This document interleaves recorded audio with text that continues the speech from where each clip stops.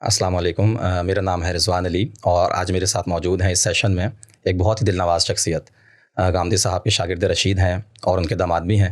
گامدی centre of Islamic learning کے روح رواں ہیں اور گامدی صاحب اس وقت جو حدیث پہ کام کر رہے ہیں اس میں ان کے معاون کی حیثیت سے بھی شامل ہیں، جناب حسن الیاس صاحب۔ السلام علیکم حسن بھائی۔ وعلیکم السلام ورحمۃ اللہ جناب، کیسی طبیعت ہے آپ کی؟ اللہ کا بڑا شکر، عنایت آپ کی دعا۔ سب سے پہلے تو بہت شکریہ کہ آپ نے وقت نکالا اور تشریف لائے۔ آپ کا شکریہ جناب، میں حاضر ہوں جو پوچھنا چاہیں۔ ہم آپ سے کچھ سوالات ایسے پوچھیں گے جو عام آدمی کے ذہن میں گامدی صاحب کی فکر سے متعلق پیدا ہوتے ہیں یا پیدا کیے جاتے ہیں، تو بغیر کسی تاخیر کے میں چاہتا ہوں کہ پہلا سوال آپ کی خدمت میں پیش کروں۔ ارشاد۔ حسن بھائی، یہ بتائیں کہ یہ جو فکر گامدی ہے یا فکر اصلاحی ہے، فکر فراہی ہے، اصل میں یہ ہے کیا ہماری امت کے اندر پہلے سے کم فرقے تھے موجود جو آپ لوگوں نے ایک مزید فرقہ بنا کر مزید ثواب حاصل کرنے کی کوشش کی ہے؟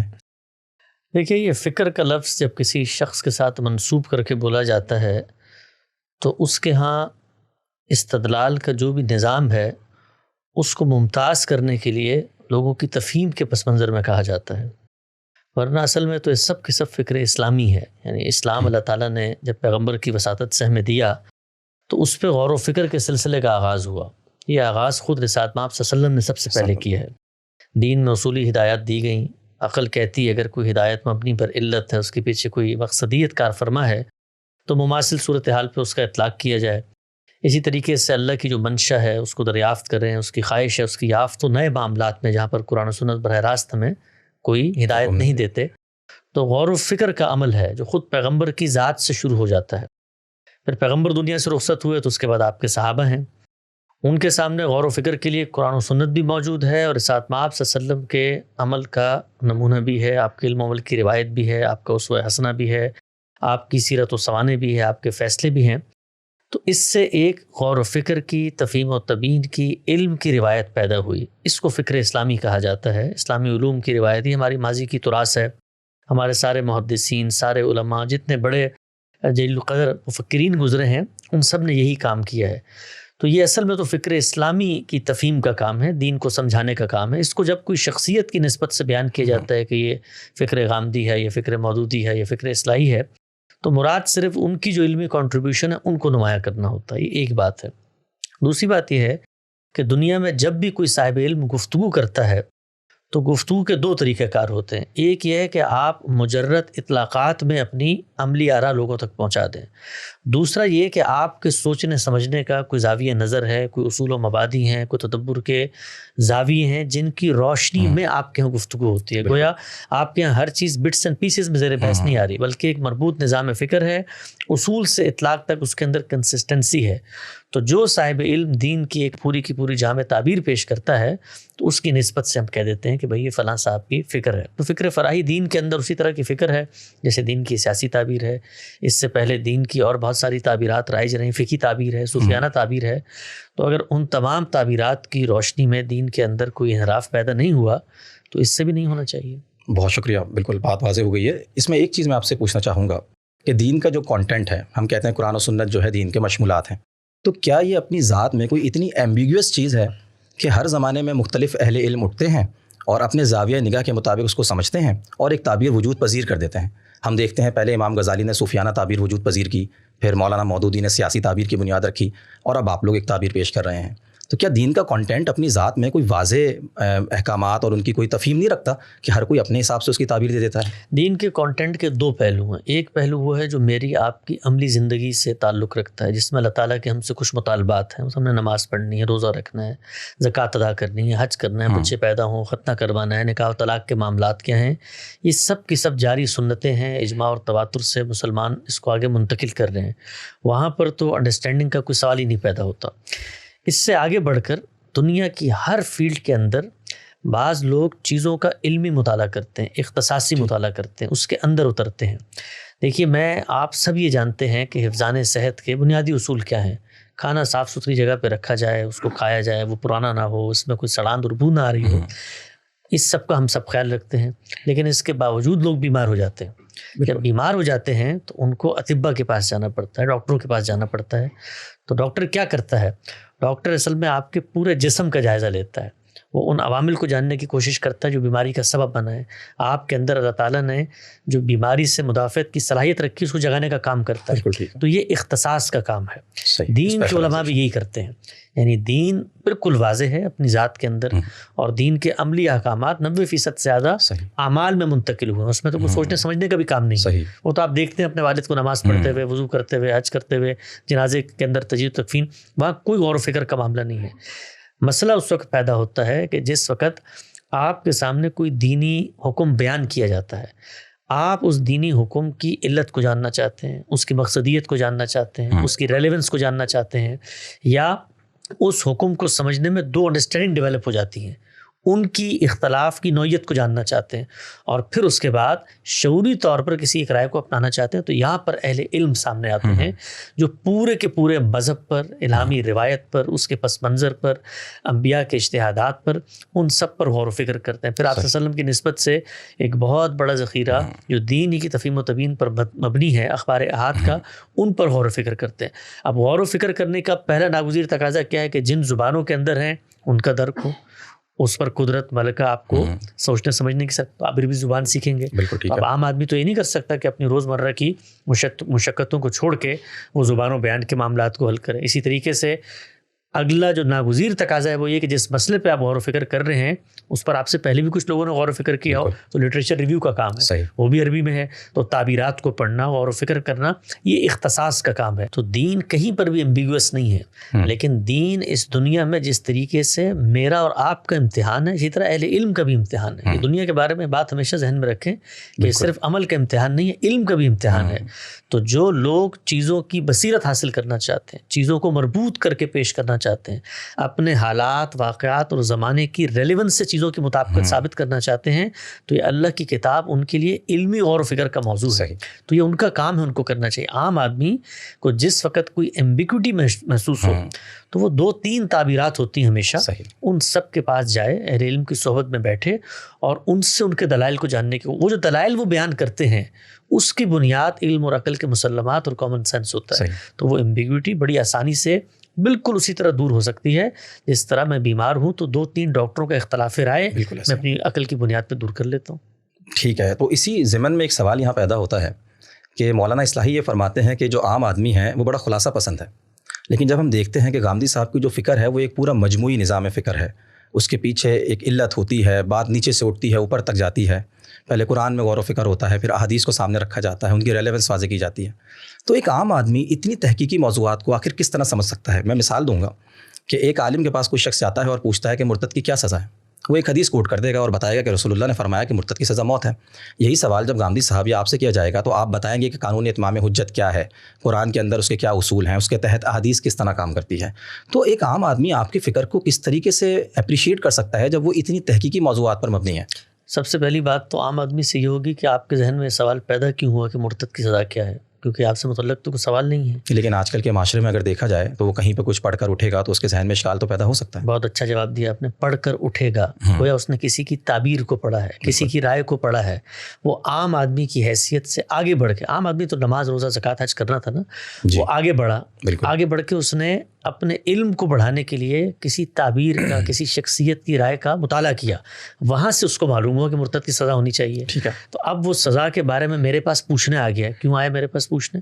اگر اس نے سن لی تھی وہ بات، اطمینان ہو گیا تو وہیں پہ رہتا. اطمینان اس کا نہیں ہو رہا، اب نہیں ہوا اطمینان، تو وہ میرے پاس آیا ہے. جب وہ میرے پاس آیا ہے تو اب وہ خلاصہ پسند نہیں رہا.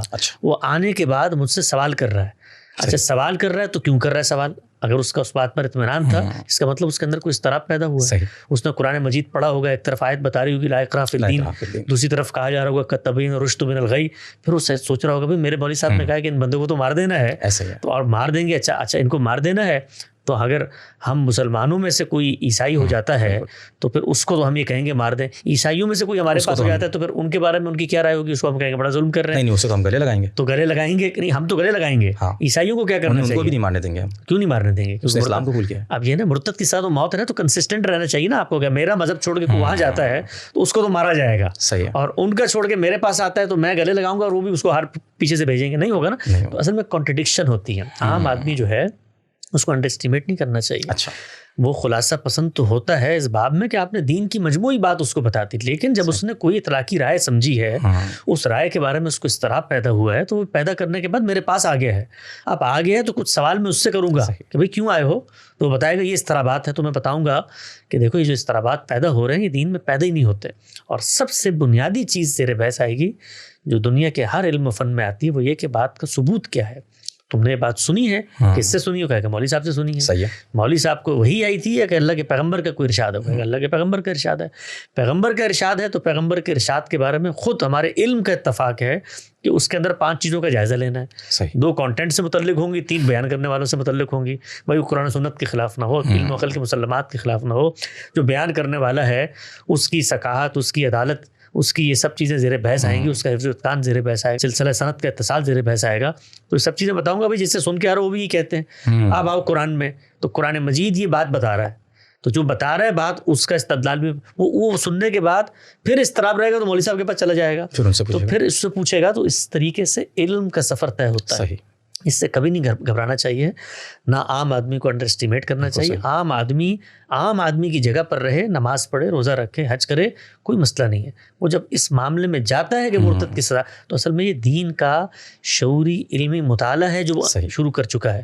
تو اب اس کے بعد تو وہ سارے مراحل اس سے کو گزرنا پڑے گا، گھبرانے کی ضرورت نہیں ہے اس میں. بالکل ٹھیک، بالکل صحیح. یہ بات واضح ہو گئی. عام آدمی کے حد تک تو یہ بات ہم سمجھ سکتے ہیں، لیکن اگر میں جتنا آپ کو جانتا ہوں تو آپ کا تعلق ایک بر صغیر کے منفرد اور بڑے ہی ایک اسلامی گھرانے سے ہے.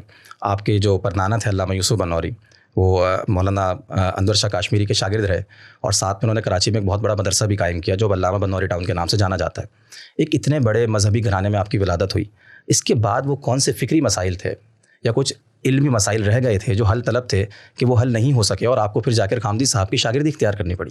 دیکھیے میرے والد صاحب نے مجھے ہمیشہ ایک بات پر بڑا متنبہ رکھا، وہ یہ تھا کہ جب تک آپ کو اپنے زمانے کا علم نہیں ہوگا، صحیح، آپ جو بھی دینی تعبیر پڑھتے ہیں، سمجھتے ہیں، اس کی تبلیغ ارشاد کرتے ہیں، اس کی ریلیونس اپنے عہد کے ساتھ پیدا نہیں کر سکتے. تو زمانے کو جانو سب سے پہلے. صحیح. اس مشق کے لیے انہوں نے مجھے 12 سال کی براڈ بیس تعلیم دلوائی.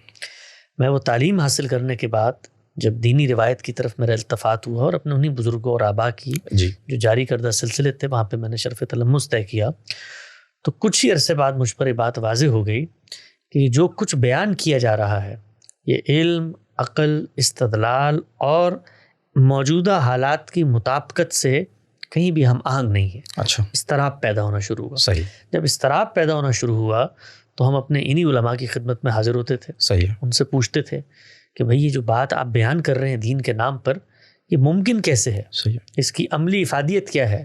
اس کا ثبوت کیا ہے؟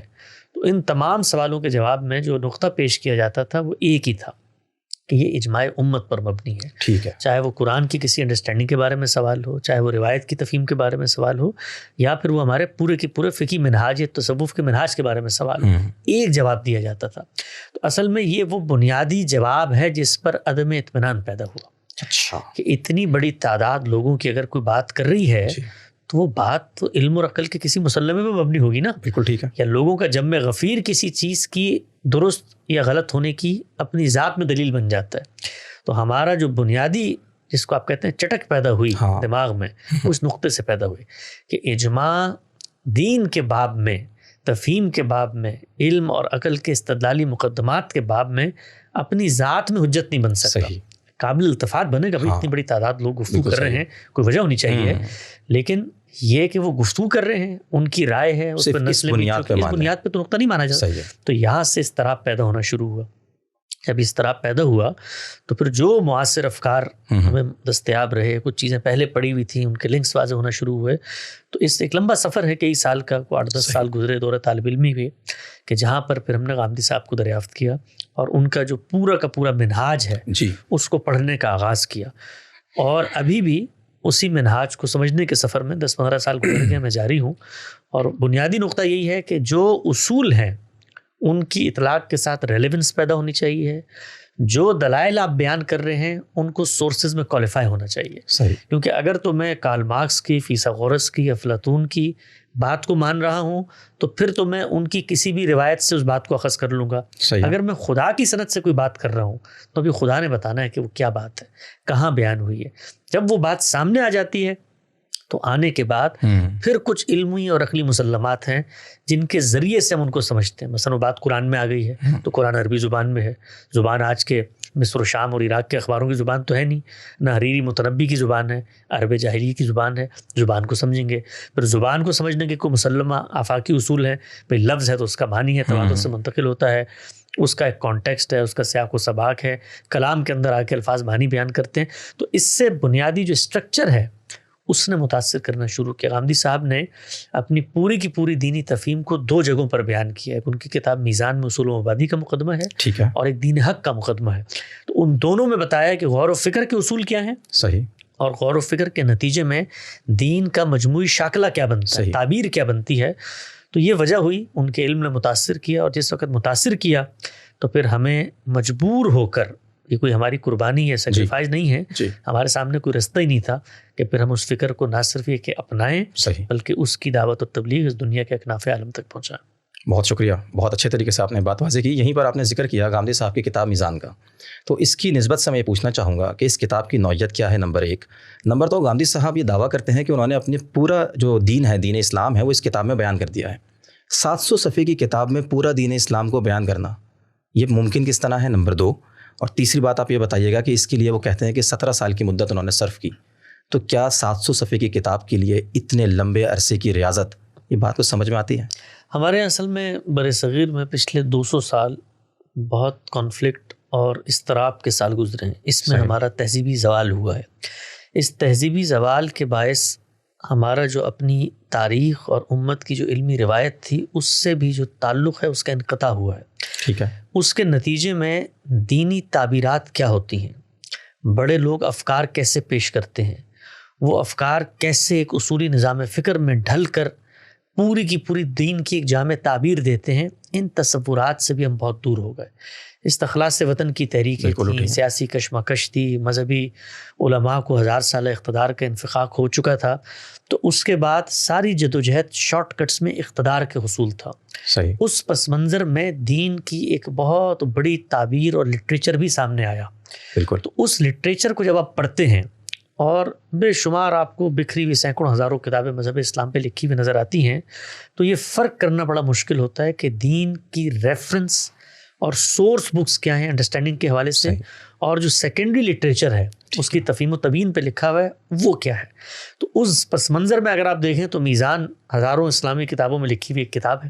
صحیح ہے. لیکن اگر آپ پوری امت کے علم کا جائزہ لیتے ہیں اور آپ یہ جانتے ہیں کہ بڑی تعبیرات کو کیا چیلنجز درپیش رہے ہیں، صحیح، اور ان چیلنجز کو کس صاحب علم نے اس سطح پر جا کر ٹیکل کیا ہے، تو پھر آپ پر اس کتاب کی اہمیت واضح ہو جاتی ہے. صحیح. مثال کے طور پہ آپ یہ دیکھیے کہ پوری امت کو چند بڑے مسائل میں نشاندہی کر دیتا ہوں.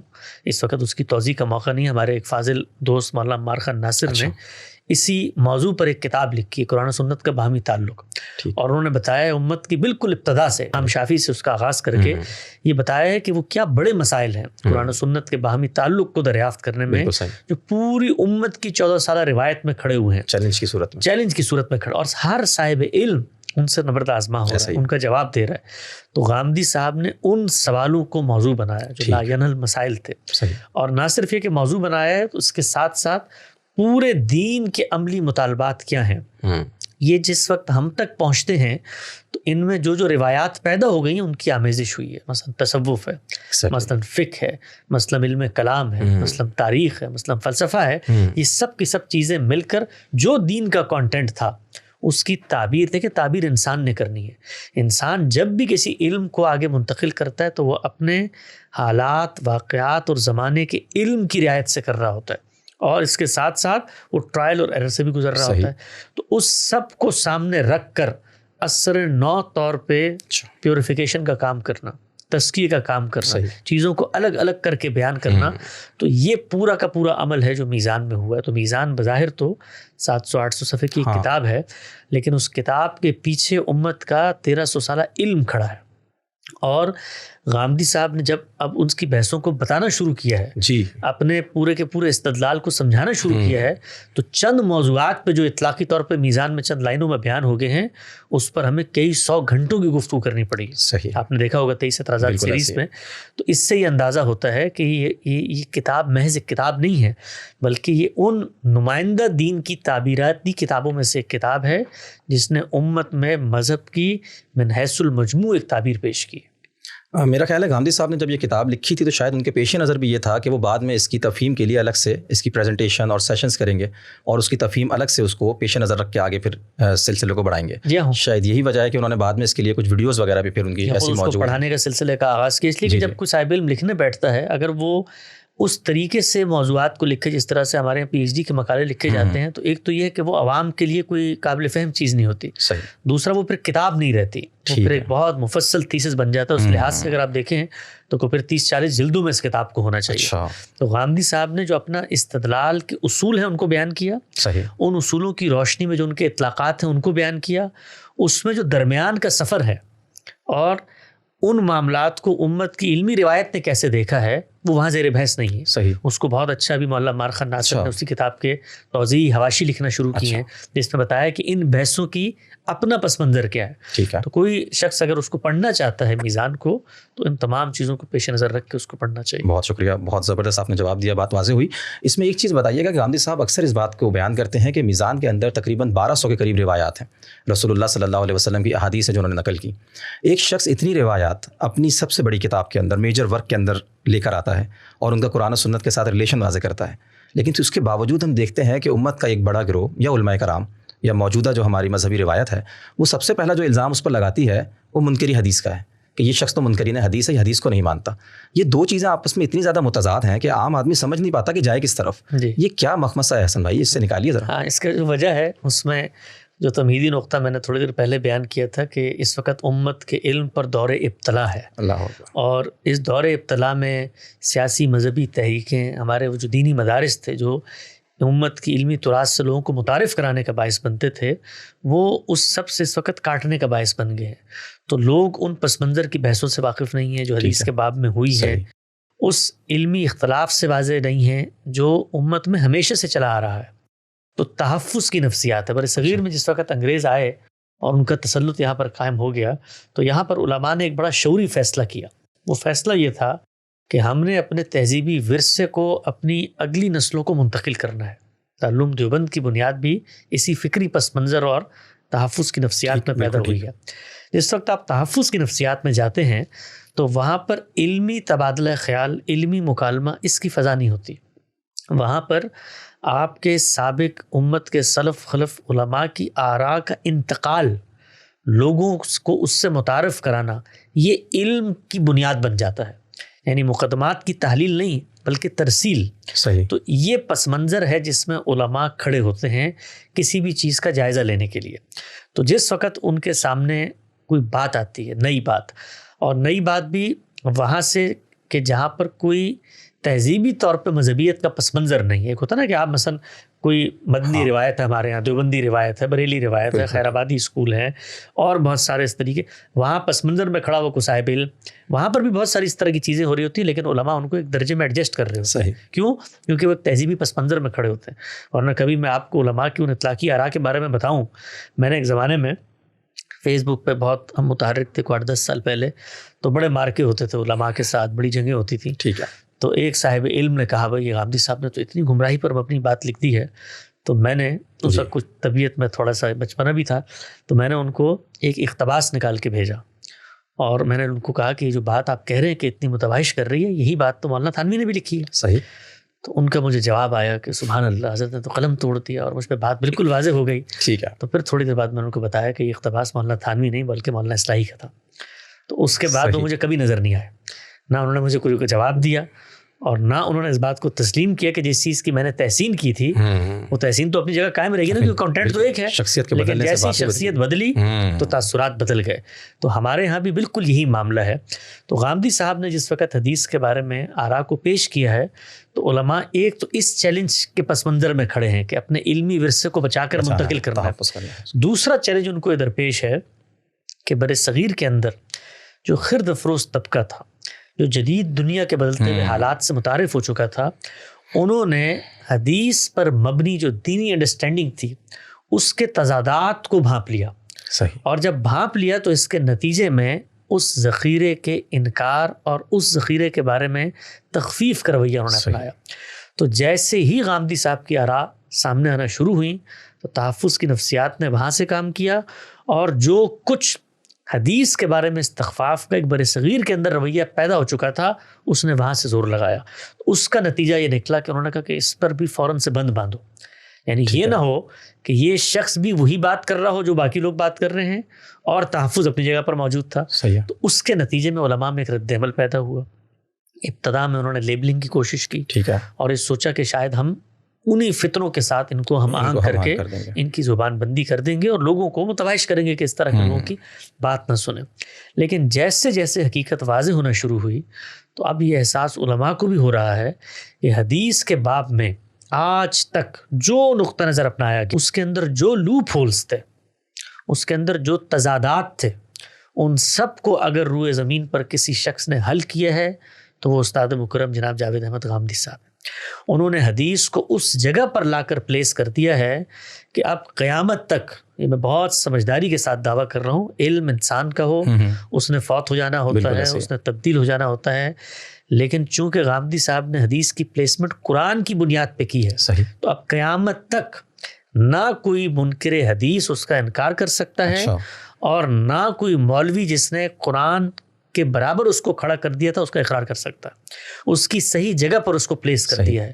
اور یہ بتایا ہے کہ رسالت مآب صلی اللہ علیہ وسلم کے علم و عمل کی روایت ہے. یہ روایت ہم پر تاریخ کے ذریعے سے پہنچی ہے، لوگوں نے اپنی ایما پر ہم تک پہنچائی ہے، پہنچ چکی. تو اب یہ ایک ذخیرہ علم ہے جو ہمارے پاس ہے. اس ذخیرہ علم کے بارے میں ہم نے رویہ کیا اختیار کرنا ہے، یہ فیصلہ قرآن مجید نے کر دیا، اور اس نے کہہ دیا ہے کہ فلا وربک لا یؤمنون حتی یحکموک فیما شجر بینہم. پیغمبر دین کے کسی معاملے میں فیصلہ کر دیں تو تمہارا ایمان بھی مکمل نہیں ہو سکتا اگر تم سر تسلیم خم نہ کرو. وہ حامدی صاحب کی اب کتاب کھولیں تو اس کا پہلا صفحے پہ یہ جملے لکھے ہوئے ہیں کہ رسالت مآب صلی اللہ علیہ وسلم کی نسبت سے دین سے متعلق جو بات ہم تک پہنچ جاتی ہے اور ہمارا اس پر اطمینان ہو جاتا ہے. اطمینان کیوں ہو جاتا ہے؟ اس لیے کہ رسالت مآب صلی اللہ علیہ وسلم سامنے نہیں کھڑے ہوئے، آپ بتا رہے ہیں، آپ کو کوئی راوی بتا رہا ہے، اس کو کوئی اور شخص بتا رہا ہے، تو اطمینان علم کے دائرے میں ہوگا. قرآن کے باب میں اس پر اطمینان کی ضرورت ہی نہیں ہے. ٹھیک ہے، اس لیے کہ اس کو افراد کی اتنی بڑی تعداد نے منتقل کیا کہ وہاں پر جھوٹ کا جمانا ممکن نہیں ہے، مستحیل ہے. تو یہاں پر اطمینان ہوگا. اطمینان کے بعد سر تسلیم خم کرنا ہے آپ نے. تو ہم لوگ حدیث کو جہاں پر پلیس کرتے ہیں وہ قرآن کے امتثال امر میں اس کے آگے جھکنا ہے. اس سے زیادہ حدیث کا رتبہ کچھ نہیں ہو سکتا. آپ کی یہ بات سن کے میں یہ کہنے کی کیا جسارت کر سکتا ہوں کہ غامدی صاحب کی جو سب سے بڑی کنٹریبیوشن ہے وہ یہی ہے کہ انہوں نے حدیث کو ایک ایسی جگہ پلیس کیا کہ وہ منکرین حدیث کی یلغار سے بھی محفوظ رہی، اور جو لوگ قرآن اور حدیث کو ہم پلہ بنا کر قرآن کی تخفیف کر رہے تھے اس کے اندر بھی انہوں نے ایک کے سب سے بند باندھ دیا. بالکل. کیا یہی سب سے بڑی کنٹریبیوشن کہلائے گی؟ بالکل ایسے ہی، بالکل صحیح فرما رہے ہیں آپ. جہاں پر انہوں نے خود قرآن مجید کو سمجھنے کے حوالے سے خدمات کی ہیں، وہیں پر حدیث کے حوالے سے جتنی خدمات استاد مکرم جناب جاوید احمد غامدی صاحب کی ہیں لوگوں کو اس وقت اس کا تعارف نہیں ہے. انہوں نے پورے ذخیرہ حدیث کو، میں آپ کو بتانا چاہتا ہوں، گزشتہ 7-8 سال سے میں ان کے ساتھ اسی حدیث پروجیکٹ پہ کام کر رہا ہوں. پورے ذخیرہ حدیث کو نہ صرف یہ کہ پڑھا ہے، پڑھنے کے بعد علم النبی، فقہ النبی اور سیرت النبی کی کیٹیگریز میں ان کو تقسیم کر کے دین سے متعلق جو کچھ ان میں بیان ہوا ہے اس کو دین کی اصل ہدایت کے ساتھ پلیس کر دیا ہے. اور یہ بتایا ہے کہ جو کچھ قرآن کہتا ہے حدیث میں اسی کی تفہیم ہے، اسی کی تبیین ہے، اسی کی شرح ہے، اسی کی وضاحت ہے، اسی پر عمل کا اسوہ حسنہ اور نمونہ پیغمبر کی ذات والا صفات نے دیا ہے. چنانچہ آپ نے میزان کا ذکر کیا، تو میزان کے اندر زیادہ تر چونکہ دین کے عملی احکام زیر ہے، تو وہاں پر جو فقہی روایت ہے اس سے متعلق جتنی احادیث ہیں ان سب کو پلیس کیا ہے، لیکن پلیس کر کے یہ بتایا ہے کہ یہ دین کی مستقل بذات ہدایات نہیں ہے. یہ ایسا نہیں ہے کہ چند لوگوں کے محض روایت کرنے کی بنیاد پر ہم دین کو اخذ کر رہے، نہیں، اصل ہدایت موجود ہے. اسی ہدایت کی روشنی میں آپ ان کو سمجھیں گے، سمجھ میں آ جائیں گی، تو پیغمبر کا فیصلہ ہے، اس کو آپ نے ماننا ہی ماننا. یہ تو بہت ہی بات ہی مختلف ہو گئی. عام طور پہ تو یہ بتایا جاتا ہے کہ گاندھی صاحب حدیث کو نہیں مانتے, لیکن جو بات آپ بیان کر رہے ہیں اس سے تو ایسا محسوس ہوتا ہے کہ گاندھی صاحب حدیث کی حفاظت کے لیے جو بند باندھ رہے ہیں شاید آنے والے وقتوں تک انشاءاللہ اس کو توڑا نہیں جا سکتا. جس دن علماء اپنی اس تحفظ کی نفسیات سے نکلیں گے, پوری امت کے علم کو اپنا علم سمجھیں گے, بڑے صاحبان علم کے شانہ بشانہ کھڑے ہو کر اور معاصرانہ چشمک کی رمق سے نکل کر چیزوں کا فکری مطالعہ کریں گے, تو ان کو اندازہ ہوگا کہ مکتب فرائی نے حدیث کے باب میں جو خدمات کی ہیں وہ خدمات, واقعہ یہ ہے کہ جب سے یہ ذخیرہ حدیث سامنے آیا ہے جو کچھ اس کی انڈرسٹینڈنگ میں لوپ ہولز تھے اس سب کو حل کر دیا. ٹھیک ہے, بالکل ٹھیک ہے, آپ کی بات واضح ہے. تو مجھے یہ بتائیے گا کہ آپ نے کیونکہ ایک بڑا عرصہ مدرسے میں گزارا, وہاں سے آپ فارغ التحصیل ہوئے, تو آپ کیا سمجھتے ہیں کہ جو آج کی مذہبی روایت ہے اس کے اندر فکری اختلاف کی کیا قدر و قیمت موجود ہے؟ کیونکہ ہم دیکھتے ہیں کہ سلف کے اندر تو اس کو بڑی قدر کی جاتی تھی اس بات کی. مثال کے طور پر آپ احناف کو دیکھیں, امام ابو حنیفہ کے جو فتاویٰ ہیں ان کی روشنی میں بے شمار ایسے فتاویٰ صاحبین نے دیے, امام ابو یوسف اور امام محمد نے, جو ان کے ساتھ آپس کے اندر میچ نہیں کرتے, لیکن آج حنفی فقہ بیشتر انہی کے اوپر اپنے فتووں کو جاری کرتی ہے. تو کیا آج آپ محسوس کرتے ہیں کہ جو ہماری اس وقت کی مذہبی روایت ہے اس میں بھی فکری اختلاف کو سراہا جاتا ہے اور لوگوں کو انکریج کیا جاتا ہے کہ ہاں بالکل آپ اختلاف کریں لیکن بنا استدلال کو واضح کیجیے؟ ہماری جو اس وقت کی مذہبی روایت ہے یہ ماضی کی مذہبی روایت سے بالکل مختلف ہے, اس لیے کہ بڑی بات کر رہے ہیں آپ. اس لیے کہ دین کا علم جو ہے وہ اختصاص کا علم تھا, اسپیشلائزیشن کا علم تھا. اس میں چند ذہین لوگوں نے جو چیزوں کا تحقیقی مطالعہ کرنے کا ذوق رکھتے ہیں انہوں نے آگے بڑھ کے ان اداروں کا رخ کرنا تھا. ٹھیک ہے. بر صغیر کے اندر جو معاملہ ہوا وہ یہ کہ آپ نے اس کو تعلیم بالغہ کا ادارہ بنا لیا. آپ اختصاصی علم سکھا رہے ہیں, لیکن ان لوگوں کو کہ جن لوگوں کو سوسائٹی میں کوئی جگہ نہیں ملتی, جو سوسائٹی میں کوئی کام نہیں کرنا چاہتے, اس کے وسائل ان کے بڑے ذہین لوگ ہوتے ہیں, زمین کا نمک ہوتے ہیں, لیکن اللہ نے عالم بننے کے لیے نہیں پیدا کیا ہوتا. تو ہزاروں لاکھوں کی تعداد میں آپ لوگوں نے ایک جس کو آپ کہتے ہیں نا کمرشل طریقے پر صحیح لوگوں کو دین کی تعلیم دینا شروع کی. نہ ان کا وہ ایپٹیٹیوڈ تھا, نہ ذوق تھا, نہ مطالعے کا شوق تھا, نہ فکری پس منظر تھا, تو انہوں نے نتیجے کے اعتبار سے مقلدین محض ہی بننا ہے نا. تو اب وہ مقلد جو ہے جس کا اوڑھنا بچھونا, جس کا فکری سہارا, جس کا معاشی سہارا یہ ادارے بنے ہیں, اس کے اندر یہ کریج ہی نہیں پیدا ہوتی کہ وہ اپنے فرقے کے نحاب سے باہر نکل کے کسی بات کو سننے پر بھی آمادہ ہو. تو جو دینی فکر آپ کو اس وقت نظر آتی ہے جب میں غفیر ہے مذہبی لوگوں کا, مذہبی علماء نہیں, مذہبی علماء ان میں سے چند ہیں, اور وہ جو چند علماء ہیں واقعہ یہ ہے کہ ان میں اس وقت اس فکر کی اپریسیشن بھی پیدا ہو رہی ہے, اور جس وقت ان کو غامدی صاحب کی آراء پیش کی جاتی ہیں تو وہ ماضی کے اس علمی روایت سے چونکہ واقف ہوتے ہیں, تو اس کے پس منظر میں رکھ کے اس کو دیکھتے ہیں. میں پھر ذکر کروں گا یہاں پر اپنے عزیز دوست مولانا عمار خان ناصر کا. اپنا میں خود یہاں سے انہی روایتوں سے نکلا, لیکن جب پس منظر کو پڑھا تو معلوم ہوا کہ یہ کوئی نئی بحث تو ہے ہی نہیں, یہ کوئی نیا اختلاف تو ہے ہی نہیں. یعنی وہ اختلاف ایک عام مقلد کے لیے بہت بڑا اختلاف ہوتا ہے, لیکن اگر آپ علم کی بحث میں کھڑے ہوئے ہیں تو اس سے بڑے بڑے اختلافات ہیں جو امت میں پیدا ہوئے, اور اس کی بنیاد پر آج امت دو دھاروں میں کھڑی ہوئی ہے. یہ شیعہ سنی اختلاف کو معمولی اختلاف تھا. تو مدرسے کے اندر جو لوگ آتے ہیں اللہ تعالیٰ نے ان کو صلاحیتیں بھی دی ہوتی ہیں, محنت کا جذبہ بھی ہوتا ہے, لیکن ان کی ایک بڑی تعداد اللہ نے دین کا عالم بننے کے لیے پیدا نہیں کی ہوتی. بالکل ٹھیک ہے, یہ بات بھی آپ نے واضح کی. اب اس میں ایک سوال یہ ہے کہ میں ایک مفتی صاحب کا بیان سن رہا تھا, میں نام تو خیر کوٹ نہیں کرنا چاہتا, تو انہوں نے کہا کہ اصل میں غامدی صاحب کا مسئلہ یہ ہے کہ وہ چاہتے ہیں کہ ان کو پاپولیرٹی ملے. یہی وجہ ہے کہ تفردات ان کی پوری ذات کا حصہ بن گئے ہیں. ہر معاملے میں کوئی نئی بات بیان کریں گے, کسی چلتی ہوئی بات سے لازم ہے کہ اختلاف کریں, کیونکہ اگر وہی بات بیان کر دی تو پھر تو ان کی بات کی طرف لوگ اس طریقے سے متوجہ ہی نہیں ہوں گے.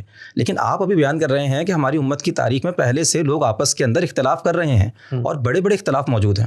تو کیا ہمارے اہل علم کو یہ بات سمجھ نہیں آتی کہ غامدی صاحب کیا ہر معاملے میں متفرد ہو گئے ہیں اور بالکل ہی دین کو نیا انداز میں پیش کر دیا؟ کیا ایسا ہے؟ ابھی غامدی صاحب کی جو اطلاقی آراء ہیں 23 کے قریب علماء نے ان کو مرتب کیا ہے کہ یہ پوری امت کا جو اجماعی علم ہے اس سے انحراف ہے. اس پر ہم نے کوئی 200 کے قریب قسطوں کا 200 کے قریب غامدی صاحب سے گفتگو کی, ان کا استدلال سنا. تو وہ جب اپنا استدلال بیان کرتے ہیں تو اس کے اندر خود امت کے علماء اس مسئلے کو کیسے دیکھتے ہیں اس کا پورا لٹریچر ریویو بھی بیان کرتے ہیں. میں آپ کو یہاں تھوڑا سا ڈسٹرب کروں گا. آپ نے کہا 23 کے قریب, تو بیان تو ایسا کیا جا رہا ہے نا کہ ہر چیز میں ہی متفرد ہیں. شاید 23 چیزیں ہوں گی جس میں وہ لوگوں کے ساتھ ایک پیج پر ہیں, لیکن آپ کہہ رہے ہیں کہ 23 اختلافات ہیں. تو یہ بات ایسے کیوں بیان کی جاتی ہے کہ ہر چیز میں ہی متفرد ہیں؟ کیا کسی چیز میں بھی اتفاق موجود نہیں؟ اتفاق تو جب آپ تلاش کرنے جائیں گے تو آپ کو اتفاق مل جائے گا. اچھا. لیکن اگر آپ اتفاق تلاش کرنے کی نیت سے نہیں گئے ہیں تو آپ کو کہیں اتفاق نہیں ملے گا. صحیح. مثلا دین کا سب سے بڑا سوال یہ ہے کہ دین کی حقیقت کیا ہے. بالکل ٹھیک. عبودیت ہے, اس میں کوئی اختلاف ہے؟ کوئی نہیں. دین کی جو ایمانیات سے متعلق چیزیں ہیں, 5 چیزیں, ان میں کوئی اختلاف ہے؟ بالکل نہیں. اچھا, پیغمبروں کی جو پوری کی پوری الہامی روایت ہے ان پر ایمان رکھنے میں کوئی اختلاف ہے؟ اختلاف نہیں. اچھا, جس نے یہ دین دیا ہے اس کی اس دینی حیثیت کی حجت میں کوئی اختلاف ہے؟ جو دین دیا گیا ہے اس کے جو ماخذ امت کے علماء بیان کر رہے ہیں ہم ان سے اختلاف کرتے ہیں. قرآن و سنت پر مبنی جو چیزیں ہیں وہ سب کی سب متفق علیہ ہیں. امت کے اندر جو دین کے عملی احکام ہیں وہ سنت سے منتقل ہوئے ہیں. وہ بھی کوئی سنت کی جو فہرست ہم بیان کرتے ہیں جی اس میں سے کوئی ایک سنت ایسی ہو, بڑے میں ذمہ دارانہ انداز میں عرض کر رہا ہوں اور بڑے ہمبل انداز میں, کہ ایک سنت ایسی نہیں ہے جس پہ علماء انگلی رکھ کر کہہ سکیں کہ اس کو تو ہم سنت مانتے نہیں تھے, انہوں نے دین میں باہر سنت سے شامل کر لیا. ٹھیک ہے, تو یہ سب کی سب باتیں اس وقت ہوتی ہیں کہ جس وقت آپ عوام کو مخاطب کرتے ہیں. اچھا, علم کی دنیا عوام کی دنیا نہیں ہے. جب آپ علمی اختلافات کو عوام میں لے کے آتے ہیں تو عوام میں ان اختلافات کی پذیرائی کے پھر کچھ نیچرل تقاضے ہیں.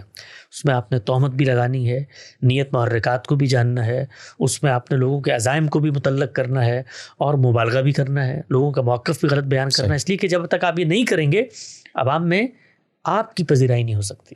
یہ جو کہا نا آپ نے کہ غامدی صاحب یہ کام پذیرائی کے لیے کرتے ہیں, جو شخص یہ الزام لگاتا ہے عوام میں جا کے لگاتا ہے نا, اس کے لیے ناگزیر مجبوری ہے کہ جب تک وہ یہ نہ کہے اس وقت تک عوام میں پذیرائی نہیں ہوتی. عوام بات سننے پر آمادہ نہیں ہوتے جب تک آپ گالی نہ دیں, جب تک آپ تہمت نہ دھریں. تو یہ مجبوری ہمارے صاحبان علم کی ہے کہ وہ جس وقت صاحب علم سے اختلاف کرتے ہیں, بھائی سیدھی سی بات ہے, وہ آگے بڑھ کے کہیں کہ غامدی صاحب کی ناراض میں اختلاف ہے, اور بنا استدلال واضح کریں, نہ کہ یہ کہ وہ ان کی نیت کے بارے میں تہمت لگائیں کہ یہ تو کسی اور پس منظر کی وجہ سے پاپولیرٹی حاصل کر رہا ہے. اس کی دوسری وجہ ایک اور بھی ہوتی ہے, وہ یہ کہ وہ نظام استدلال کے وہ پتہ نہیں ہوتا کیا ہے. وہ پتہ کرنے کے لیے پڑھنا پڑے گا, وہ پڑھنے کے لیے کتابیں کھولنی پڑیں گی. وہ کتابیں کھولنے کے لیے جو کشمکش آپ نے دینی ماحول میں پیدا کر دی ہے اس سے کو صرف نظر کرنا پڑے گا. تو نہ مطالعے کا وقت ہے, نہ پڑھنے کا وقت ہے, نہ تحقیق کا وقت ہے. آپ کے کان میں ایک بات یہاں سے پڑھی وہاں سے پڑھی, جمعہ کا ممبر آپ کے پاس سے وہاں پر آپ نے زوردار آواز میں تقریر کر دی. تو غامدی صاحب کے جو کچھ آراء موجود ہیں وہ ان کے ایک فکری نظام کے تسلسل میں ہے. ٹھیک ہے, وہ اگر پاپولیرٹی کے حصول کے لیے بھی ہے نا تو آپ کو مقابلہ کرنے کے لیے باہر کے ان کے استدلال کا اس کام واضح کرنا پڑے گا. وہ کر دیں پاپولیرٹی آپ سے آپ ختم ہو جائے گی. بالکل ٹھیک ہے. اسی کے ضمن میں آپ مجھے یہ بتائیں کہ ایک عالم دین نے, میں نے خود سنا, انہوں نے یہ بات بیان کی کہ چلیں یہ بات تو آپ جو کر رہے ہیں ٹھیک ہے کہ کوئی ان کا نظام فکر ہوگا, اتنی واضح بات ہے قرآن کے اندر موجود ہے کہ روزے آپ چھوڑ سکتے ہیں 2 صورتوں میں. نمبر 1 یہ کہ آپ بیمار ہوں, نمبر 2 آپ حالت سفر میں ہوں. تو اللہ نے اجازت دی ہے کہ بعد میں ان کی گنتی تم پوری کر لینا. اب یہ غامدی صاحب اپنے پاس سے دین کیوں بناتے ہیں؟ انہوں نے لوگوں کو جو طالب علم ہیں اور اگر وہ امتحانات کی مشقت میں ہیں ان کو بھی چھوٹ دے دی اور ان کو یہ کہا کہ آپ ایسا کیجئے کہ امتحانات کی وجہ سے اپنے روزے چھوڑیے اور بعد میں پھر کسی وقت ان کو مکمل کر لیجئے. اب قرآن واضح کہہ رہا ہے کہ 2 صورتوں کے اندر چھوڑنے کی اجازت تھی روزوں کو, آپ یہ تیسرے کہاں سے لے کر آ گئے؟ ان سے پہلا سوال تو یہ کرنا چاہیے ہے کہ ہم تو جہاں سے بھی لے کر آ گئے پہلے جا کر اپنے فقہا سے پوچھیں کہ یہ انہوں نے مرضعہ کو جو بچوں کو دودھ پلاتی ہے ان کو رمضان میں کیوں روزوں کی رخصت دی ہے؟ یہ قرآن میں نہیں لکھا ہوا. نہیں, انہوں نے حاملہ کو جو جس کے پیٹ میں حمل ہے جی اس کو کس اصول پہ روزوں کے اندر رخصت دی؟ اگر قرآن مجید کے اندر یہی 2 باتیں بیان ہوئی جو آپ نے بیان کیا, مریض اور مسافر کی, تو پہلا سوال تو اپنے بزرگوں سے ہونا چاہیے نا. اس کے بعد ہمارے پاس ان سے تو کسی نے سوال نہیں کیا. کیوں نہیں کیا؟ ان کو شاید پتہ نہ ہو. نہیں پتہ کیوں نہیں ہوگا؟ یعنی وہ اپنے علم کو جانتے ہیں, اس پورے کے پورے تسلسل کو جانتے ہیں. یہ وہی چیز ہے کہ آپ اگنور کرتے ہیں اس بات کو. پہلا نقطہ تو یہ ہے کہ پہلے تو غامدی صاحب سے بعد میں پوچھیں گے ہم کہ انہوں نے کسی شخص کو مشقت پہ کیوں رخصت دے دی. پہلے تو خود اپنے علم کے پس منظر میں جا کر یہ دیکھیں کہ کیا فقہا اس کو ایسے بیان کرتے ہیں, کیا علماء اس کو ایسے بیان کرتے ہیں کہ مسافر سے مراد صرف مسافر ہے اور مریض سے مراد صرف مریض ہے, کیا مرضعہ مریضہ ہوتی ہے, کہ حاملہ مسافرہ ہوتی ہے, کس بنیاد پر رخصت دی ہے؟ یہ پہلی بات. دوسری بات یہ کہ رخصت ہے, سفر ہے. نماز کے باب میں آپ جا کر دیکھیں وہاں پر کیا ہے, وہاں پر بھی یاد دیتے ہیں کہ نہیں دیتے؟ یا وہاں پر صرف غامدی صاحب نے کہا ہے کہ نماز آپ قصر کر لیں؟ نہیں, سب دیتے ہیں. سب دیتے ہیں. کیسے دیتے ہیں؟ قرآن مجید نے تو کہیں پہ جو عام سفروں کے اندر شاید حالت جنگ کے اندر میرا خیال ہے حالت جنگ کی بات ہے, تو حالت جنگ کی بات کو آپ نے کیسے عام سفروں پر امتداد کر لیا؟ زبردست. یہ سب کی سب باتیں جو ہیں یہ علم کے پس منظر سے عدم واقفیت پر مبنی ہیں. قرآن مجید جب کسی چیز کو بیان کرتا ہے تو اس کے پیچھے کوئی علت کار فرما ہوتی ہے. ٹھیک ہے. مطلب مسافر کو کچھ ہوگا نا، جبھی روزے کی رخصت دی گئی ہے. مریض کو کچھ مسئلہ لاحق ہوگا تو وہ مسئلہ اصل چیز ہوتی ہے. وہ مسئلہ جہاں پایا جائے گا وہاں پر اس حکم کا امتداد ہو جائے گا. یہ جو ہمارے علماء قیاس کا پورا عمل کرتے ہیں یہ کس بنیاد پہ کرتے ہیں؟ یعنی کہ یہ کہتے ہیں کہ قرآن مجید نے صرف خمر ممنوع قرار دی تھی. یہ غامدی صاحب آگے بڑھ کے کہتے ہیں ہر نشہ ور چیز ممنوع. یہ کہا ہے انہوں نے؟ نہیں، وہ تو ہر نشہ ور چیز کو کہیں گے کہ ممنوع ہے. یہ دین کے ہر باب میں یہ چیز ہو رہی ہوتی ہے. یہ آپ نے ذکر کیا تھا ابھی کہ جنگ کی حالت میں منع کیا گیا، تو وہاں پر بھی ایک لفظ ہے ان خفتم، اگر تمہیں اندیشے کی صورتحال لائق ہو. تو قرآن میں تو جنگ کے پس منظر میں آئی ہے. خود رسالت مآب صلی اللہ علیہ وسلم نے عام سفروں کے اندر اس کا اطلاق کیا. صحابہ نے پوچھا کہ یا رسول اللہ تو جنگ کے بارے میں نہیں تھا؟ تو انہوں نے کہا اللہ کی عنایت ہے، مشقت کی وجہ سے ہے. تو عام سفروں میں بھی اس کو کرو. تو یہ ساری بحثیں ہمارے علماء اس وقت دوسرے دور میں داخل ہوئے ہیں. پہلے دور میں فتوے کی زبان تھی، الزام کی زبان تھی، لیبل کرنے کی زبان تھی. دوسرے دور کے اندر اب وہ آئے ہیں تضادات واضح کرنے میں. تیسرا دور آئے گا جب وہ ہمارا مطالعہ کریں گے. اور چوتھا دور آئے گا کہ جس میں وہ لوگوں کو بتا رہے ہوں گے کہ غامدی صاحب بھی ہماری فکری روایت ہی کے آدمی. بہرحال بات صرف غامدی صاحب کی نہیں ہے، کوئی بھی اہل علم ہو مطالعہ تو کرنا چاہیے. جب تک آپ اس کا مطالعہ نہیں کریں گے تو اس کی بات کو سمجھیں گے کیسے؟ اسی بات کو میں آگے بڑھاتے ہوئے پوچھتا ہوں، جیسے آپ نے کہا کہ احکام بالعلل ہوتے ہیں، اپنی علت پر مبنی ہوتے ہیں.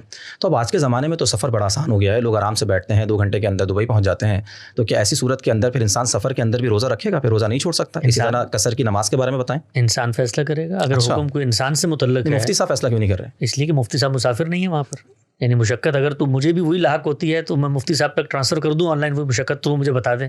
بھائی مشقت جو ہے وہ صرف سفر کی نہیں ہوتی ہے، وہ آپ گھر سے نہیں. آپ لوگ یہی کرتے ہیں نا، اصل میں آپ انسان کے حوالے کر دیتے ہیں دین کے اتنے بڑے بڑے معاملات میں فیصلہ کرنا. یہ تو اہل علم اور مفتیوں کا کام ہے نا کہ وہ فتویٰ دے کر بتائیں کہ کیا چیز ٹھیک ہے. یہ کام رسول اللہ نے کیا ہے، انسان کے حوالے قرآن کر کے گئے ہیں وہ. اس سے پہلے اللہ تعالیٰ نے کیا ہے، انسان کو پیغمبر بنا دیا ہے. تو انسان مخاطب ہے دین کا. علماء اگر یہ چاہتے ہیں کہ انسان ان کی رائے پر چلے تو رائے واضح کریں ان کے اوپر. اور رائے اگر دلیل پر مبنی ہوگی تو انسان کو انسان اور جانور میں تقسیم کرنے کے بجائے وہ آپ کی رائے کا قائل ہو جائے گا. رائے بتائیں اپنی. تو سفر جو ہے اس کے اندر آپ کو مشقت ہے. ممکن ہے 2 گھنٹے کے سفر میں مشقت ہو، ممکن ہے مجھے 18 گھنٹے کے سفر میں مشقت نہ ہو. تو اس کا فیصلہ میں نے کرنا ہے. تو احکام بالعلل ہوتے ہیں. اور عام آدمی جو ہے اس کو پہلے تو لوگ عام طور پہ کہتے ہیں نا بھائی آپ نے لوگوں کو دے دیا، وہ تو سہولت پسند ہوتے ہیں، ہوا کی پیروی کرتے ہیں، خواہش کے پیچھے چلتے ہیں.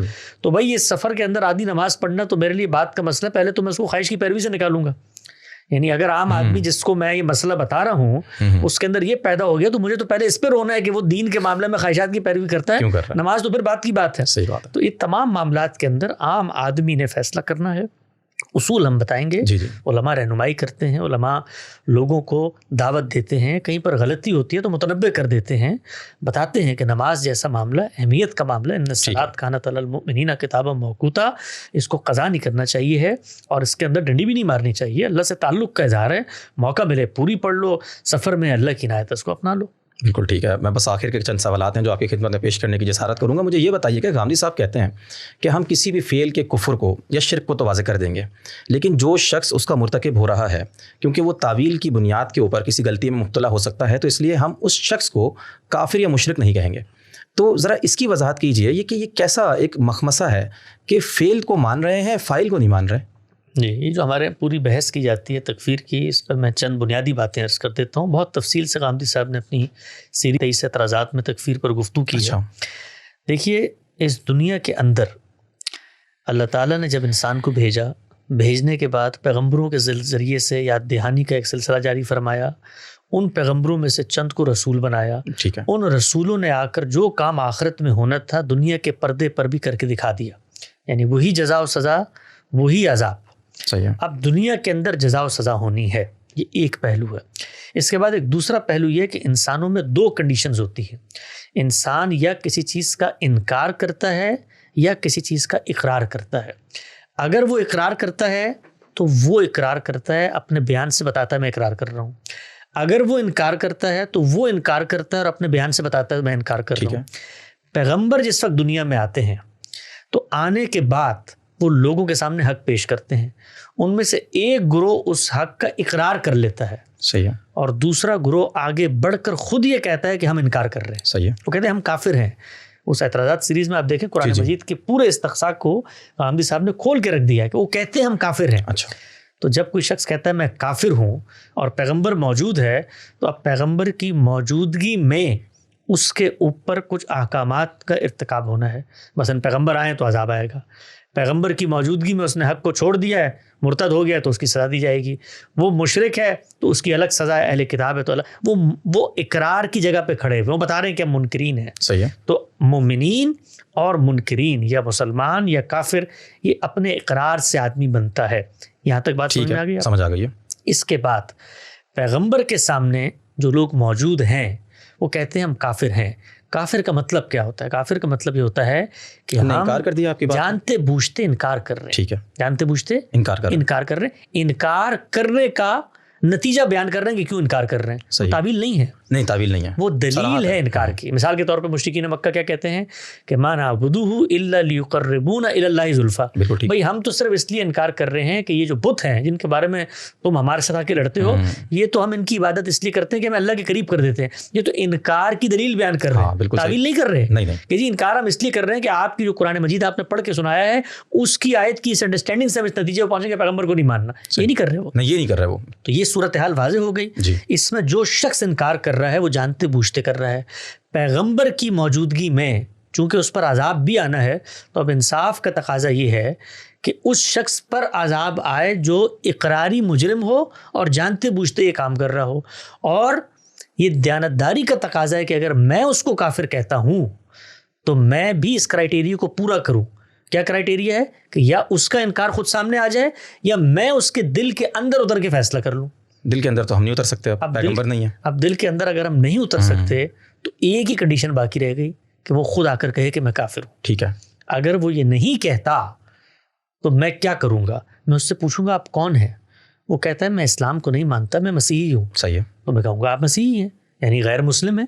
مسلمان اور غیر مسلم. جی ٹھیک ہے. وہ کہتا ہے میں یہودی ہوں, تو مسلمان اور یہودی. میں آگے بڑھ کے اس کو کہتا ہوں تم کافر ہو. وہ مجھ سے پوچھتے ہیں کافر کا کیا مطلب ہوتا ہے؟ وہ کہتے ہیں کافر کا مطلب ہوتا ہے کہ اللہ کی دعوت پہنچ جائے اور جانتے بوجھتے تم اس کا انکار کر دو. وہ کہتے ہیں دعوت تو مجھ تک پہنچی نہیں آج تک, آپ نے میرے بارے میں کیسے فیصلہ کر لیا کہ میں کافر ہوں؟ میں تو اپنے دین پہ کھڑا ہوا ہوں.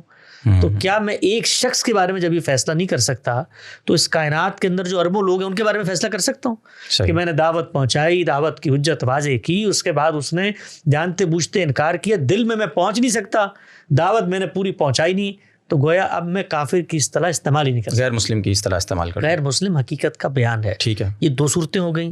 اس کے بعد ایک تیسری صورت ہے کہ ایک شخص آگے بڑھ کے کہتا ہے کہ میں مسلمان ہوں, آپ ہی کی طرح مسلمان ہوں. اچھا. نمازیں پڑھتا ہوں, روزہ رکھتا ہوں, حج کرتا ہوں, زکوٰۃ دیتا ہوں, سب کچھ کرتا ہوں. آپ کی دینی تعبیر, میری دینی تعبیر جس کو ہم مانتے ہیں, اس کے اندر کچھ تقاضے بیان ہوئے ہیں. مثلا یہ تقاضا بیان ہوا ہے کہ اگر روئے زمین پر سیدنا مسیح کی آمد ہو جائے تو ہم سب نے ان کو ماننا ہے. ٹھیک ہے. تو بھائی ہم آپ کو یہ بتاتے ہیں کہ فلاں آدمی ہماری نظر میں سیدنا مسیح ہے. تو اب میں کیا کروں گا اس کے پاس جا کے؟ میں 3 ہی کام کروں گا. پہلا کام میں یہ کروں گا کہ بھائی اگر تم یہ دعویٰ کر رہے ہو, اچھا ایک اور دعوے کو بھی رکھ لیتے ہیں تاکہ کوئی ایک گروہ زیر بحث نہ آئے. ایک اور گروہ آگے بڑھ کے کہتا ہے کہ بھائی میں مسلمان ہوں, نماز پڑھتا ہوں, میرے ہاتھ میں لاکھوں لوگ مسلمان ہوئے ہیں, میں آپ کو یہ بتا رہا ہوں کہ جو ختم نبوت ہوا ہے نا, یہ اصل میں صرف اور صرف نبوت کی جو تعبیر ہے اس میں جو پیغمبر آتے تھے اس کا خاتمہ ہو گیا. حقیقت محمدیہ زندہ ہے, اس کا حلول ہوتا ہے شخصیات میں. بالکل ایسے ہی ہوتا تھا جیسے موسیٰ کے بعد اس کا نائب ہارون تھا, تو یہاں پر پیغمبر کے بعد اسی نبوت کے تصور میں بعض نائبین بن جاتے ہیں اور ان کو پھر اللہ تعالیٰ صلاحیت دیتے ہیں کہ وہ آسمان کے تارے بھی گن لیں اور آسمان سے بیٹھ کے چونٹیوں کے نشان بھی دیکھ لیں. وہی یہ دعوے کرتے ہیں کہ ہمیں کشف ہوتا ہے, الہام ہوتا ہے, غیب کا علم بھی رکھتے ہیں, سارے کچھ ہم کام کرتے ہیں. پھر وہ توحید کا ایک الگ تصور پیش کریں کہ یہ تمہاری توحید ہے قرآن, ایک اخص الخواص کی توحید. پھر وہ آخرت کا ایک الگ تصور پیش کرے کہ بھائی وہ تو احوال ہوں گے, وہ تو مقامات ہیں ہی نہیں. پھر وہ شریعت کا ایک تصور الگ پیش کرے. ساری چیزیں تو وہ اگر توحید ہے, نبوت ہے, شریعت ہے, قیامت ہے, ان سب کے تصورات پیش کرے اور اس کے بعد چیخ کے کہے کہ میں مسلمان ہوں, اور بنا استدلال بھی قرآن و سنت کو بنا رہا ہو. تو میں کیا کروں گا؟ کافر تو میں کہہ نہیں سکتا اس کو. صحیح. اس لیے کہ انکار تو وہ کر ہی نہیں رہا. وہ کہتا ہے میں تو اقرار میں کھڑا ہوں, دل میں نے جھانکا نہیں کہ جھوٹا ہے کہ سچا ہے. صحیح. اسلام غیر اسلام کا فیصلہ میں تب کروں کہ جب وہ اپنے بیان سے کہے کہ میں غیر مسلم ہوں. اب کیا رہے گی آخر میں؟ گفتگو, مکالمہ, دعوت. یہ دعوت میں اس کو دوں گا اور دعوت دیتے ہوئے یہ بیان کروں گا کہ تم اگر مسلمان ہو تو بھائی کفر پہ مبنی تمہارا عقیدہ ہے, تم اگر مسلمان ہو تو شرک پر مبنی تمہارا عقیدہ ہے، تم اگر مسلمان ہو تو گمراہی پر مبنی تمہارا عقیدہ ہے، اس کے عقیدے پر حکم لگاؤں گا، اس کی شناخت کو میں چیلنج نہیں کر سکتا۔ کیوں نہیں کر سکتا؟ اس لیے کہ میرے پاس اس کا کوئی استحقاق ہی نہیں ہے۔ بہت تفصیل سے آپ نے بات واضح کی اور بات بالکل 2 + 2 4 کی طرح واضح ہو گئی۔ اس میں یہ ایک چیز مجھے آپ بتائیں کہ جیسے آپ نے فرمایا کہ کیونکہ وہ بنا استدلال ان کی تعویل ہوتی ہے، وہ قرآن و سنت کو بنیاد بنا کر ہی اپنی بات آگے بیان کر رہے ہوتے ہیں۔ مثال کے طور پہ فرض کرتے ہیں کوئی ایسا گروہ سامنے آ جائے جو صراحت کے ساتھ کسی بنیادی عقیدے کا انکار کر دے، کہہ دے کہ میں نہیں مانتا رسول اللہ کی رسالت کو معاذ اللہ، اور ساتھ میں وہ کوئی تعویل نہ کر رہا ہو بلکہ وہ اس بات کا صراحت سے انکار کر رہا ہو، لیکن اپنی شناخت کے لیے قائل ہو کہ میں مسلمان ہوں، جی، تو کیا اس صورت میں بھی ہم اس کو غیر مسلم نہیں کہہ سکتے؟ شخص اس طرح کا ہمارے سامنے آتا ہے، جی اس کے بارے میں 3 صورتیں ہیں۔ پہلی صورت یہ ہے کہ ہم دیکھیں گے کہ اس کا دماغی توازن ٹھیک ہے یا یہ جہالت میں مبنی ہے، صحیح، یہ مخبوط الحواس ہو چکا ہے۔ کون سا شخص ہے روئے زمین پر بات تو غیر جو منطقی ہے۔ اسلام کے بارے میں دعویٰ کرے اور کہے کہ پیغمبر میری نظر میں پیغمبر کچھ کو نہیں نہیں، مانتا۔ اسلام آپ کو اللہ تعالیٰ نے آپ کی جیب میں رکھ کے دیا، کہاں ہے پیغمبر؟ صحیح، تو آج تک دنیا کی تاریخ میں صحیح۔ کوئی شخص آپ کو ایسا ملا کہ جس نے آگے بڑھ کے یہ کہا ہو کہ محمد صلی اللہ علیہ وسلم کو میں نہیں مانتا؟ نہیں حسن بھائی، ایسا شخص ملا تو نہیں ہے، لیکن اس کا امکان تو پیدا کیا جا سکتا ہے نا کہ اگر ایسا کوئی شخص سامنے آئے تو پھر کیا کیا جائے؟ کیا تب بھی نہیں کہیں گے؟ اسی امکان کے بارے میں آگے بتا رہا ہوں کہ پہلے تو کوئی اس طرح کا نہیں، شخص آج ہوتا تک تو نہیں ملتا، ٹھیک آتا ہے، تو اس کے بعد پاکستان میں، ہندوستان میں، دنیا بھر میں شفا خانہ امراض دماغی بنے ہوئے ہیں، وہاں پر ہم اس کو لے کر جائیں گے۔ اس سے اس بارے میں گفتگو کرنے سے پہلے اس کے دماغ کے بارے میں جانیں گے کہ بھائی یہ اتنی بیوقوفی کی بات کیسے کر رہا ہے۔ یعنی اسلام تو نام ہے صنعت کا خدا کی، صحیح، وہ کہتا ہے صنعت کے بغیر میں مسلمان ہوں، تو بھائی مسلمان کس چیز کے ہو آپ؟ تو پہلا تو یہ ہے۔ دوسری چیز کیا ہے؟ اکراہ، کوئی جبر میں تو نہیں ہے، کسی نے اس کی بیٹی کو اغوا کر کے تو نہیں رکھا اور کہا کہ میں کافر ہوں، تم جا کر مسلمانوں میں تفرقہ ڈالو۔ تو اگر وہ اکراہ میں ہے تو اس کے بعد تو اس پر کوئی حکم لگانے کی ضرورت ہی نہیں ہے۔ تو مجنون بھی نہیں ہے، اقرار بھی نہیں ہے، تو آخری صورت رہ جاتی ہے جہالت۔ تو جاہل کے بارے میں یہ کہا جاتا ہے کہ اس سے کبھی بحث نہیں کرنی چاہیے، کیونکہ امام شافعی نے فرمایا کہ میں نے جب بھی جو حالات سے بحث کی میں ہار گیا۔ حسن بھائی میں تھوڑا سا اس میں ایک چیز ایڈ کروں گا پلیز، اگر آپ مجھے اجازت دیں۔ مثال کے طور پہ آپ رسول اللہ کی رسالت والی بات کو ایک طرف رکھ دیجئے، ازیوم کریں کہ کوئی شخص ایسا ہے جو کہتا ہے کہ میں ختم نبوت کا منکر ہوں اور میں قرآن کی کسی آیت کے اوپر بنا استدلال نہیں رکھتا، میرے اوپر اللہ کی وحی آتی ہے اور میں اپنے مشاہدے سے بیان کر رہا ہوں بھائی، مجھے قرآن کی کسی آیت کی تعویل کرنی پیش نظر ہی نہیں ہے، میں صراحتاً اس بات کا انکار کر رہا ہوں کہ ختم نبوت نہیں ہے جس معنی میں آپ لے رہے ہیں، مجھ پر وہی آ چکی ہے اور میرا مشاہدہ میرے سامنے موجود ہے۔ تو کیا اس صورت میں بھی ہم یہ ساری تقریر کریں گے یا کہہ سکیں گے کہ بھائی تم غیر مسلم ہو؟ نہیں، اس صورت میں ہم اس کو کہیں گے کہ جو دین ہم جس سے واقف ہیں اس نے ہمیں بتا دیا کہ وہی کا سلسلہ بند ہو گیا ہے، لہٰذا پہلے ذرا اس آیت کی تعویل کرو۔ یہ تعویل تو وہ کر ہی نہیں رہا، نہیں، تعویل نہیں کر رہا تو اس انکار کر رہا ہے، انکار کر رہا ہے، تعویل بھی نہیں کر رہا، گفتگو بھی نہیں کر رہا، تو پھر وہ تینوں صورتیں جس پر ہو جائے گا۔ اس لیے کہ اگر وہ میرے پاس آیا ہے دین کا نام لے کے، وہ کہتا ہے قرآن کو میں مانتا ہوں، ہاں یہ تو کہہ رہا ہے وہ، قرآن کو مانتا ہوں، تو میں تو قرآن ہی پہ گفتگو کروں گا نا۔ تو بھائی اگر تم قرآن کو مانتے ہو تو کیا مانتے ہو؟ قرآن کو اردو رائٹنگ کی ٹیکسٹ بک مانتے ہو یا اللہ کا کلام مانتے ہو؟ اگر کلام مانتے ہو تو وہ کہہ رہے وہی کا سلسلہ بند ہو گیا، تو وہ لازماً اس آیت کی تعویل کرے گا، اچھا، اور تعویل کر کے بتائے گا نہیں اس سے مراد یہ نہیں ہے، آگے میرے دائرے میں، آگے علم کے دائرے میں۔ اس کے بعد یہ گز اور یہ میدان بتائیں گے، ذرا تعویل کرو، ذرا پڑھو خاتم کا مطلب کیا ہوتا ہے، اور پھر اس کے بعد پیغمبر کی نسبت سے بات کرو، لم یبقى من النبوہ کا کیا مطلب ہے۔ تو یہ ساری باتیں وہ کرے گا۔ میں ویسے آپ کو بتا رہا ہوں کہ یہ استحالے دنیا میں کہیں نہیں پائے جاتے، کوئی اتنا بیوقوف نہیں ہوتا جو کسی مذہب کے ماننے والے کروڑوں اربوں لوگوں کے سامنے آ کے اس طرح کی جہالت کی باتیں کرنا شروع کر دے۔ ہر جگہ غلطی ہوتی ہے، اور میں پھر آپ کو آگے بڑھ کے بتاتا ہوں، یہ جو لوگ بڑے بےتاب ہوتے ہیں نا اس طرح کے لوگوں کو دائرہ اسلام سے نکالنے کے لیے، جب ان کو یہ بتایا جاتا ہے کہ جو کچھ غلطی یہ کر رہے تمہارے بزرگوں نے بھی کی تھی، وہاں پر تعویل لے آتے ہیں۔ ان کی تو مراد یہ تھی، نہیں وہ تو یہ کہنا چاہ رہے تھے، حالانکہ ان کی مراد یہ نہیں ہوتی، ان کی مراد کشف اور مشاہدہ ہوتا ہے، ان کی مراد تعویل کی غلطی ہوتی ہے۔ تو کنسیشن کہاں ملنا چاہیے کہاں نہیں ملنا چاہیے اس تھوڑے کوئی بہت سمجھے۔ بالکل ٹھیک، بہت شکریہ حسن بھائی۔ آج کی سیشن کا آخری سوال، اور یہ میں آپ سے پوچھنا چاہوں گا ایتھیزم کے پرسپیکٹیو میں، کہا جاتا ہے کہ جو یہ زمانہ ہے تجربے اور مشاہدے کا زمانہ ہے، آپ باتوں کو دیکھتے ہیں، مشاہدہ کرتے ہیں، اسی بنیاد پر بات مانتے ہیں، دوسرے سے منواتے ہیں۔ اس پس منظر میں ایک ایسا دین جو یؤمنون بالغیب کی دعوت پہ کھڑا ہے، آخر عام آدمی اٹھ کر یا ایک عقل مند آدمی، ایک انٹلیکچوئل کس بنیاد پہ اس کو قبول کرے گا؟ وہ تو غیب کے اوپر بات ہی کیوں کرے گا جب وہ تجربے اور مشاہدے کی دنیا میں کھڑا ہے؟ کون سے تجربے اور مشاہدے نے آج کے انسان کو تمام سوالوں کے جواب دے دیے ہیں بھائی؟ انسان کی تخلیق سے لے کے خاتمے تک کون سا بڑا سوال ہے جس کا جواب مجھے تجربے اور مشاہدے نے دے دی ہے؟ مثلا میں پیدا ہوتا ہوں، آٹا، گیہوں، دال، چاول کھاتا ہوں، مادہ ہوتا ہے، مادے کے اختلاط سے حیات پیدا ہوتی ہے، حیات سے شعور پیدا ہو جاتا ہے۔ کیسے ہو جاتا ہے بھائی؟ سائنس بتاتی ہے نا کیسے؟ کیا کیسے بتاتی ہے سائنس؟ نہیں بتاتی. نہیں، سائنس نہیں بتاتی. اللہ بالکل نہیں بتاتی. سائنس نے آج تک اس دائرے میں داخل ہونے کی جسارت تک نہیں کی کہ وہ یہ بتائے. وہ تو وہ پروسیس بتا رہی ہے کہ ہو کیسے رہا ہے آمنے سامنے، کیوں ہو رہا ہے. سوال یہ ہے کیوں ہو رہا ہے. ایک بیضے اور ایک نطفے کے اختلاط سے رومی، فردوسی اور آئنسٹائن کیوں بن رہا ہے. سوال یہ ہے مادے میں شعور کیسے آیا. ایک قدم کائنات کے علم نے جو تجربے اور مشاہدے پہ کھڑے کو آگے بڑھے نہیں بڑھے. ذرا بتائیں تو صحیح ہمیں. لیکن لوگ ایسے پیش کرتے ہیں کہ سب کچھ ہو گیا. ہاں وہ سب کچھ ہو گیا، سب کچھ ہونا. میں نے پیدائش سے آغاز کیا، ابھی تو بہت سوالات ہیں آگے زندگی کے سوالات ہیں، کائنات کے قوانین کے سوالات ہیں. یہ جو کچھ دنیا میں ہو رہا ہے، پلیٹیں ہلتی ہیں تو زلزلہ آتے ہیں، آپ بتاتے ہیں ہمیں ہلتی کیوں ہیں، وہ رکھی کس نے ہے وہاں پر، کیوں بنایا ہے نقص کے ساتھ معاملہ. یہ تو سوالات کی ایک دنیا ہے. اس کے بعد آپ ہمیں آ کر اعتماد سے کہتے ہیں جی ہمیں ہر چیز کا علم ہو گیا ہے. کہاں سے علم ہو گیا بھائی؟ آپ مادے میں حیات پیدا کریں، حیات میں شعور لائیں، اس کے بعد ہم آپ کے اس دعوے کو قابل التفات سمجھیں گے اور تب گفتگو کا آغاز کریں گے. تو قرآن جو یؤمنون بالغیب کہتا ہے، اس سے کیا مراد یہ ہوتا ہے کہ آنکھیں بند کر لو، تجربے مشاہدے کو خیر بات کہہ دو اور بس غیب پر ایمان لے آؤ؟ بالکل بھی نہیں. وہ یہ کہتا ہے کہ یؤمنون بالغیب کا مطلب یہ ہے کہ لوگ اندھے تجربے اور مشاہدے کی بنیاد پہ چیزوں کو نہیں سمجھتے، وہ بن دیکھے حقیقت کو عقل کی بنیاد پہ جانتے ہیں. یہ مراد ہے. یہ تو انسان کی سب سے بڑی خصوصیت نہیں ہے. آپ نے دکھا دیا، ابھی بھینس کو بھی دکھا دو تو بھی مان جاتی ہے.